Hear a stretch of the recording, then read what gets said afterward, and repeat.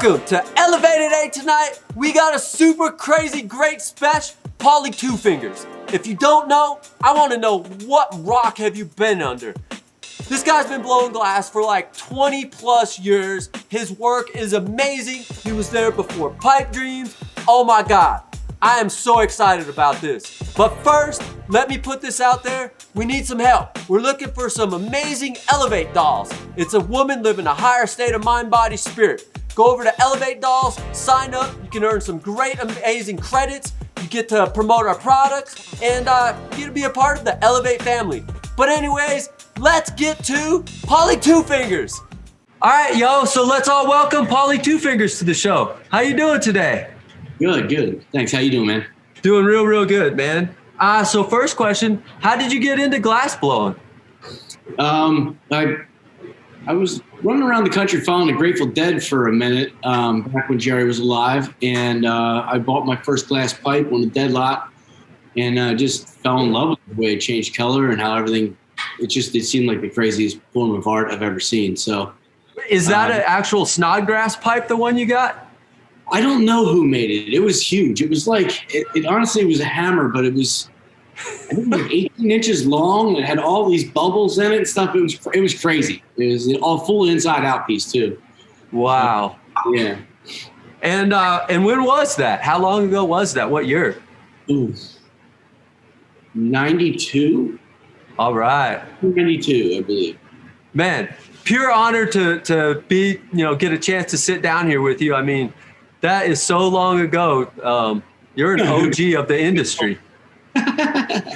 Feel a little old, yeah.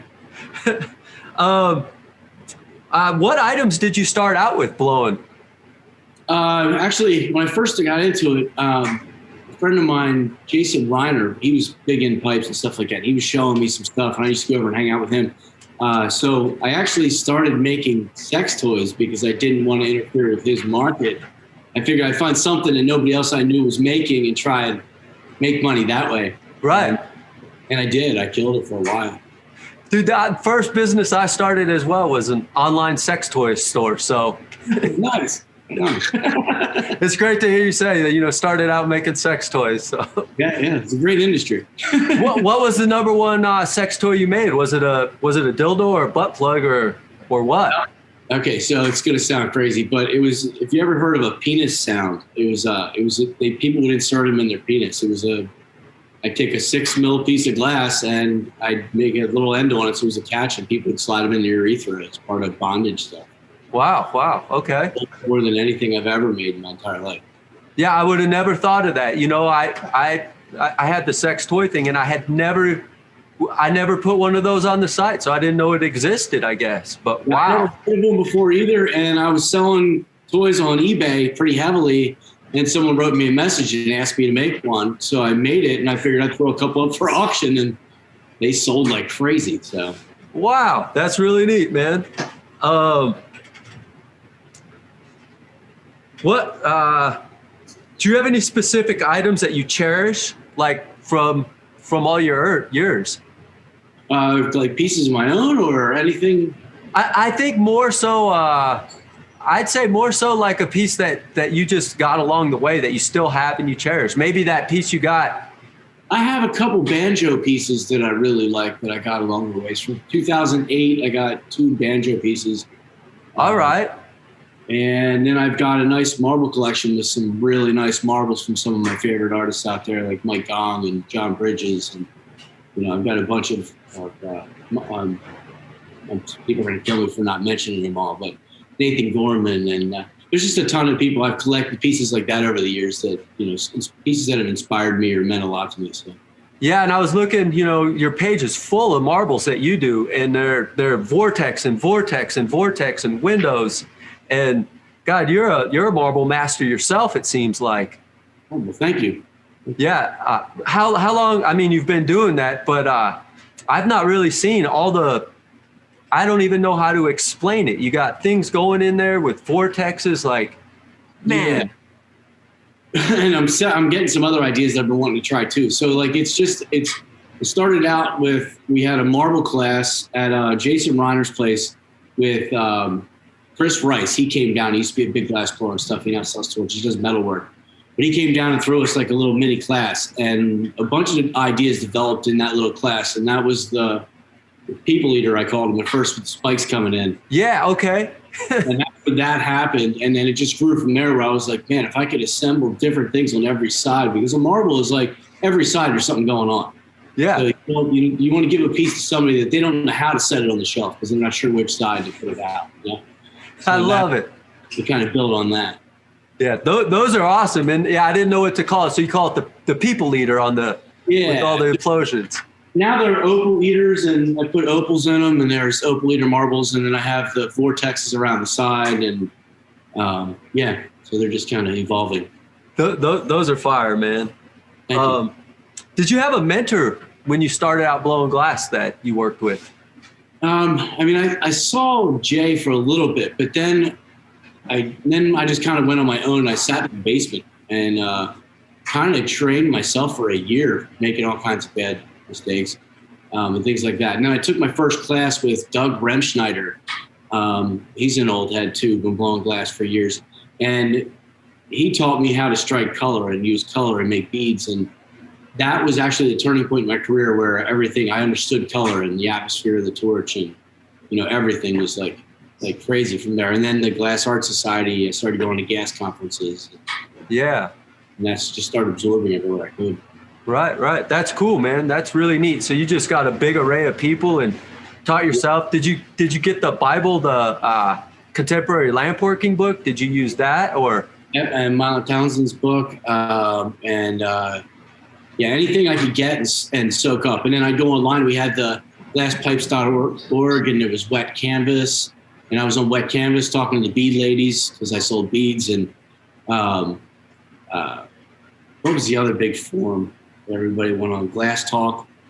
That was on for years. But you just go online and you try to hook up with people and show up at events and go to the Glass Art Society. And, pipes were kind of taboo. Mm-hmm. So you didn't really talk about that stuff there, but it was a bunch of pipe makers would all go and just like learn and watch. And it was pretty awesome.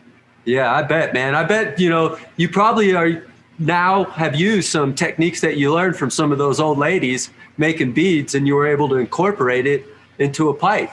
Oh yeah. There's still stuff that hits me and I'm like, wow, I can't believe I never thought of it. Years ago I saw that done and I never used it. It's pretty cool. There's a you just weren't ready for it maybe yet. Right, exactly. Yeah, that's really neat, man. You said you had taken one class. So what other classes have you taken? And it sounds like you give classes too now. I did for a little while. I took a class with Mattis Cookie in New York it was years ago. And that was a really great class. He's a master. He's really seriously incredible. And other than that, I just went to a lot of different places and watched demos, like watched Emilio Santini work. And, a lot of people down. I would go to the Flame Working Conference in New Jersey down at Salem University. I went there for every year for many years and saw those. And it's just, you pick up things from every different artist and just watch and try to figure out how to incorporate that into your stuff to develop your own techniques or stuff. How do you feel like now? They're obviously you were putting your foot to the ground, going out, and now it's YouTube. How do you feel about that? Do you feel it's too easy? Do you really love YouTube?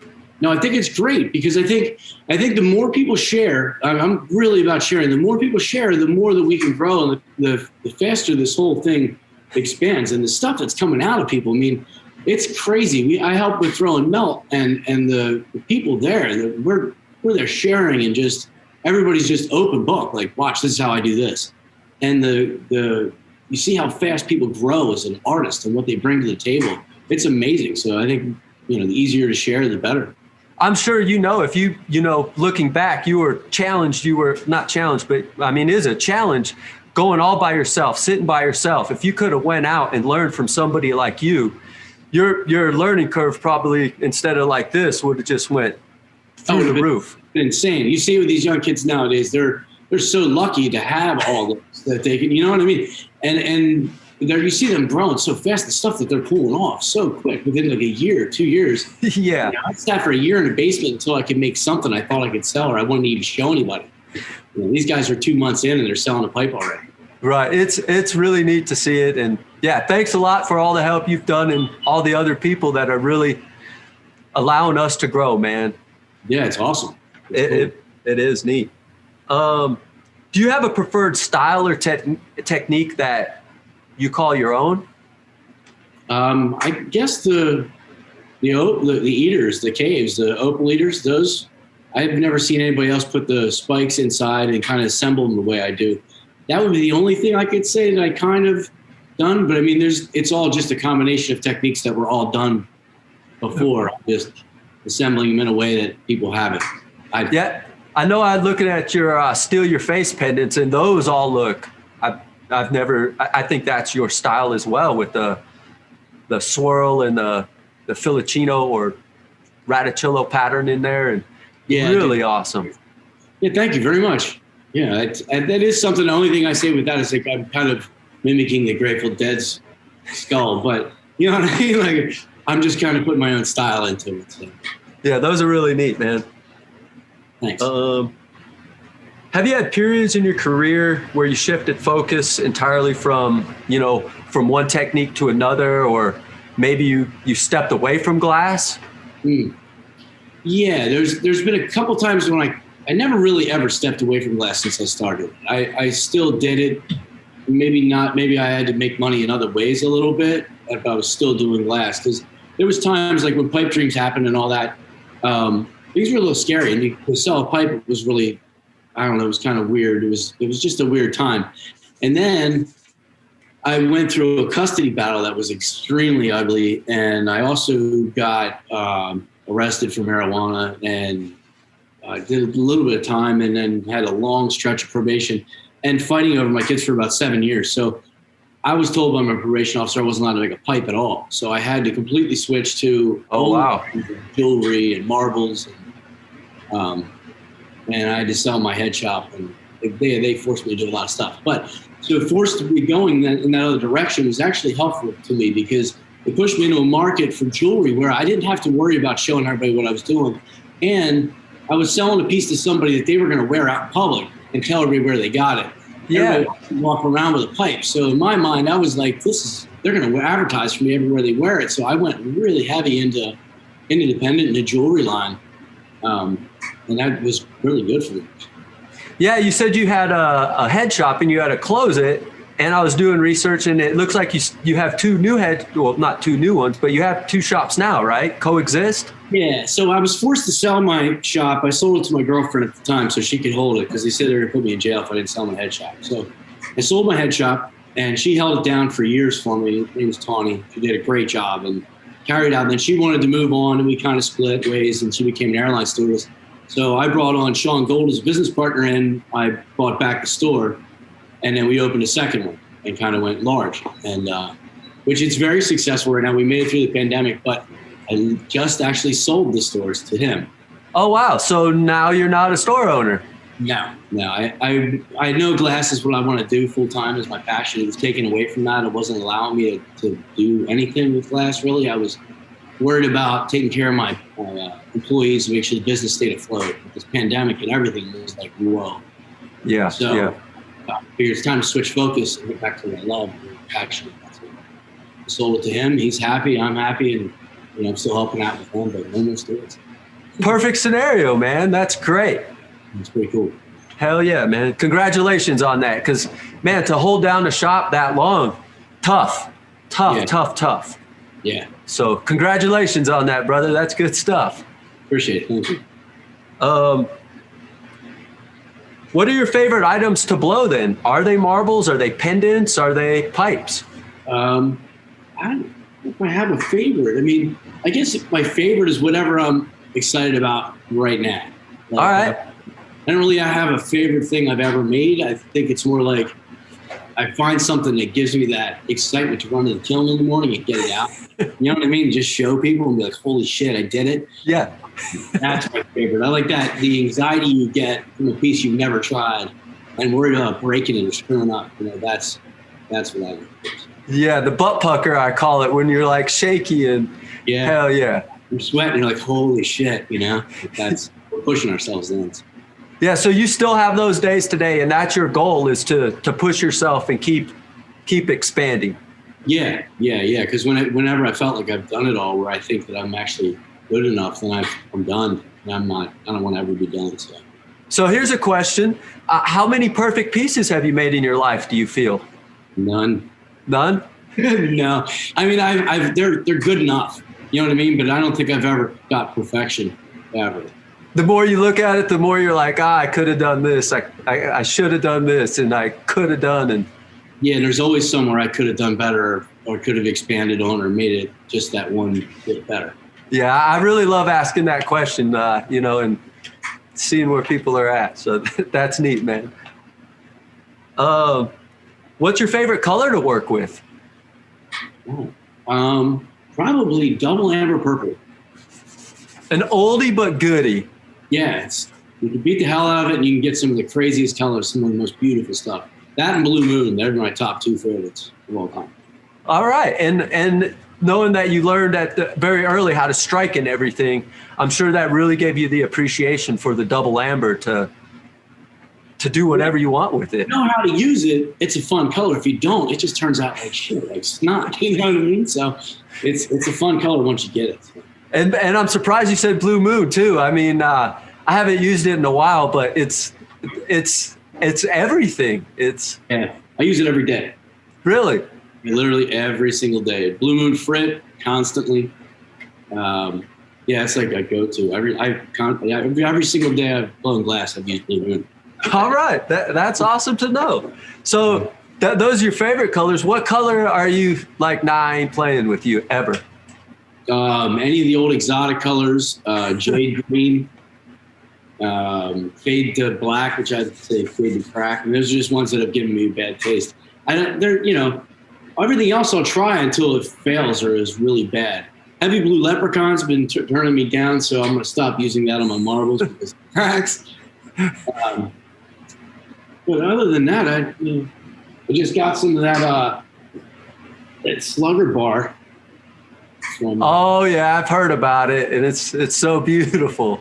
I know. I'm gonna try that. I'm getting ready to try that this afternoon. I'm gonna mess with that, and try to make a steely with that. See how it comes out. So is that a whole stick, or is that a tube?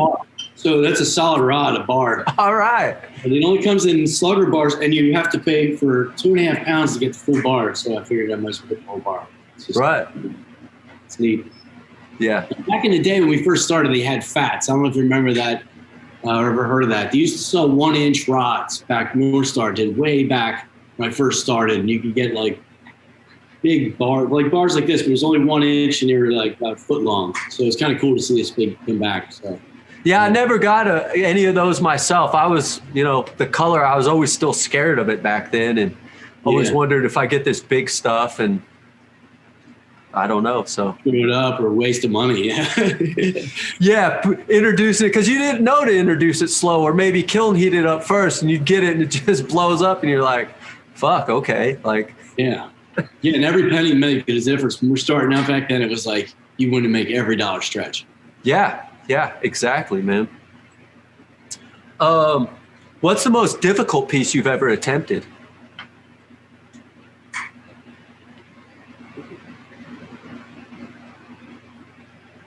I guess, I don't know. That's a really good question. There's a lot of difficult pieces. I'm not sure about the most difficult. Recently, I've started doing hollow work again, doing pipes, and I'm doing steelies that are hollow. Those are testing my limits. So that's being real difficult for me right now.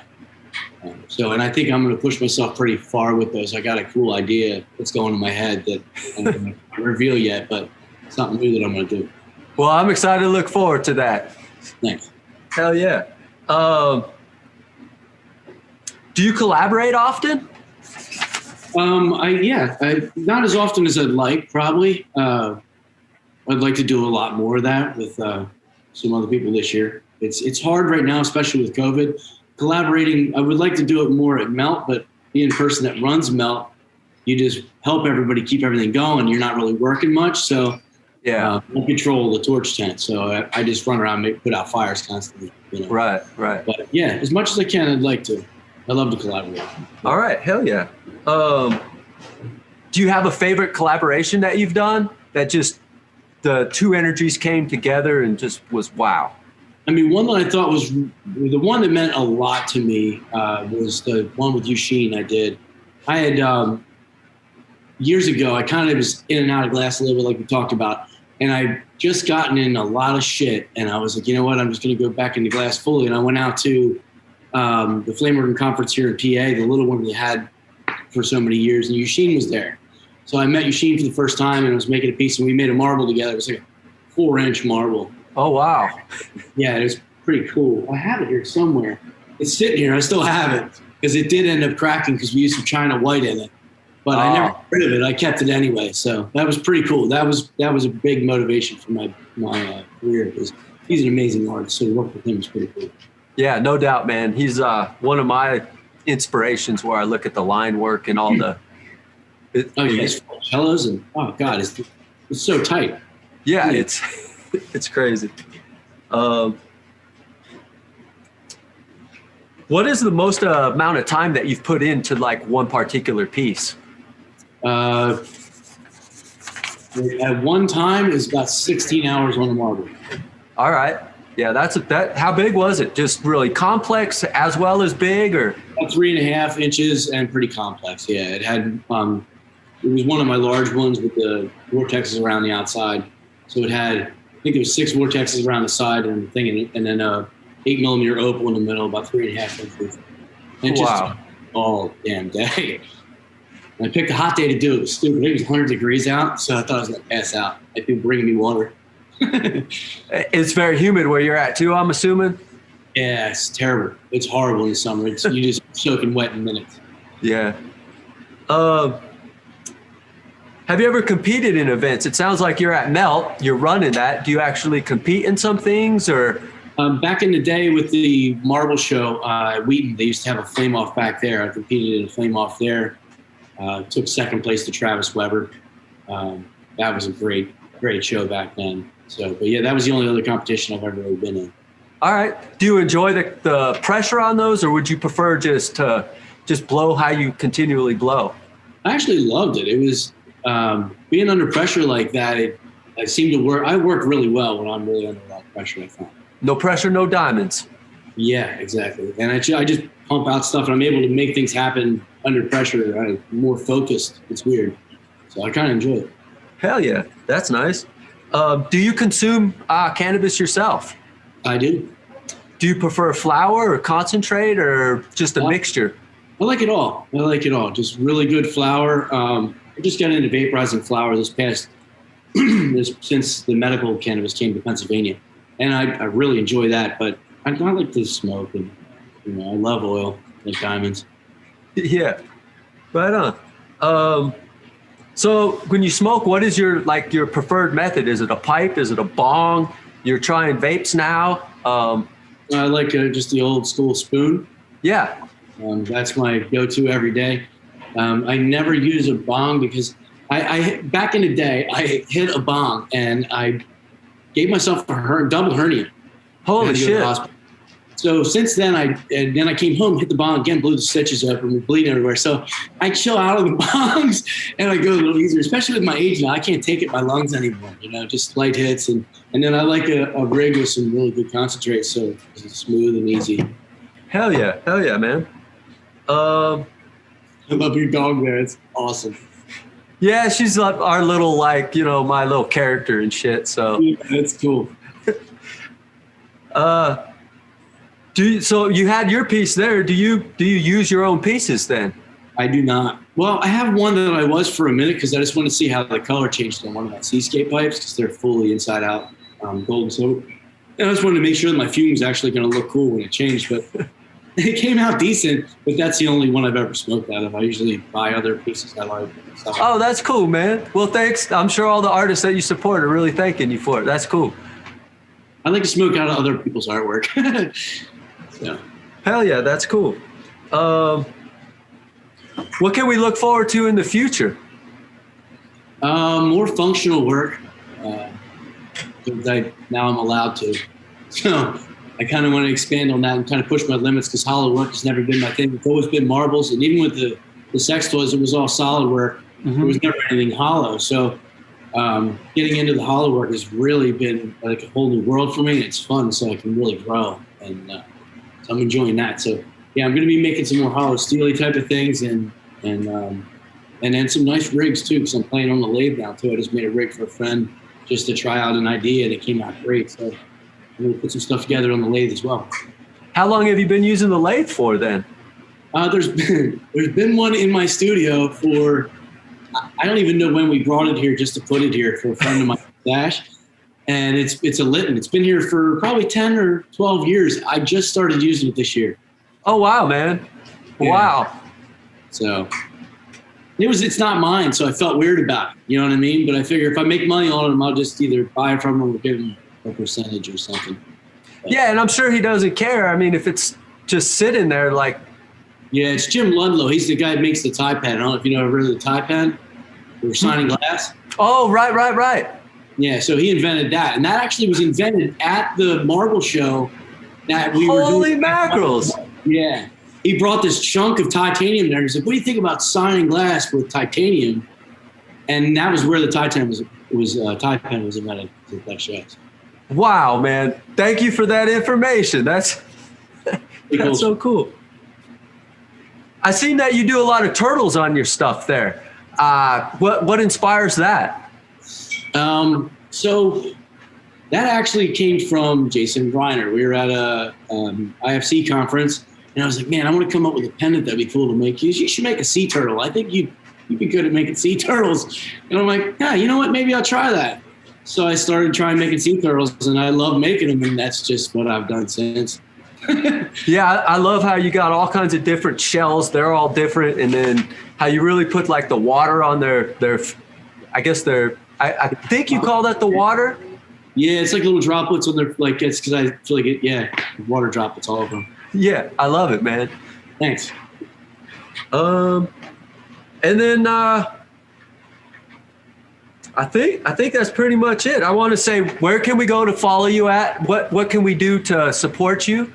You can follow me with Paulie Two Fingers on Instagram. Instagram's where I go with everything, and then it branches out from there to Facebook, and my website's all linked there. There's an online you can buy off of Instagram on anything that I make. So yeah, Instagram's the best place to find everything I'm doing, what's the latest thing, or where to find my work. All right, well, we'll make sure that we get people to go there. Make sure everybody's following Paulie Two Fingers. And also, you guys carry my work as well, so they can always hit you up for a special piece as well. All right, well, that's cool too. So, well, thanks a lot for taking the time, Paulie Two Fingers. I appreciate it. It was an honor to get to hang with you today. And pleasure was mine, man. Thank you. Keep leading the way for us, man. Appreciate you guys. Thank you. All right, peace out, man. Peace.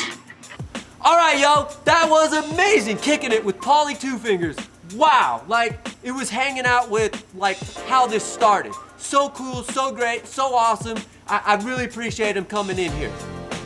I want to put something out there. We got this really cool thing called Elevate Veterans. It's our 501c3 where we get to help reacclimate and rehabilitate veterans into society. Check it out. If you're a veteran, thank you for your help. And if you need some help, hit us up. We got Teresa. She's here to help you out. It's amazing.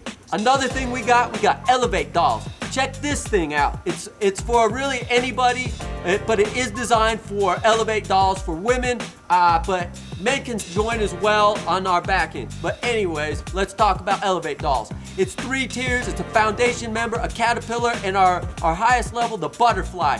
You get crazy great discounts, crazy great deals, and more importantly, you get to put smiles on other people's faces. And that's what I love about it. So, if you like this stuff, check it out, subscribe, and peace, love, elevate. Mind, body, spirit, y'all.